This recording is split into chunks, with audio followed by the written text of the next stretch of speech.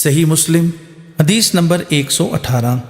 حضرت عبداللہ بن عمر رضی اللہ تعالی عنہما سے مروی ہے، فرماتے ہیں رسول اکرم صلی اللہ علیہ وسلم نے فرمایا، 4 باتیں ایسی ہیں جس میں پائی جائیں وہ خالص منافق ہے، اور جس میں ان میں سے ایک خصلت بھی پائی جائے اس میں منافقت کی ایک خصلت پائی جاتی ہے، حتیٰ کہ وہ اسے چھوڑ دے۔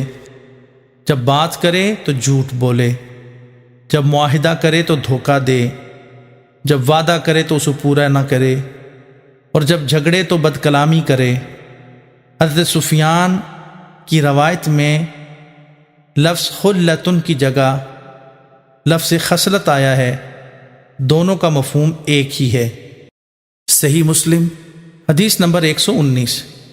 ایک دوسری سند سے حضرت ابو ہریرہ رضی اللہ تعالیٰ عنہ سے مروی ہے کہ نبی اکرم صلی اللہ علیہ وسلم نے فرمایا، منافق کی نشانی 3 باتیں ہیں، جب بات کرے تو جھوٹ بولے، جب وعدہ کرے تو پورا نہ کرے، اور جب اس کے پاس امانت رکھی جائے تو خیانت کرے۔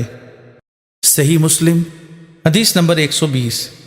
ایک دوسری سند سے حضرت ابو ہریرہ رضی اللہ تعالی عنہ سے مروی ہے، فرماتے ہیں رسول اکرم صلی اللہ علیہ وسلم نے فرمایا، منافق کی علامات میں سے 3 باتیں ہیں کہ جب بات کرتا ہے تو جھوٹ بولتا ہے، جب وعدہ کرتا ہے تو اس کے خلاف کرتا ہے، اور جب اس کے پاس امانت رکھی جائے تو خیانت کرتا ہے۔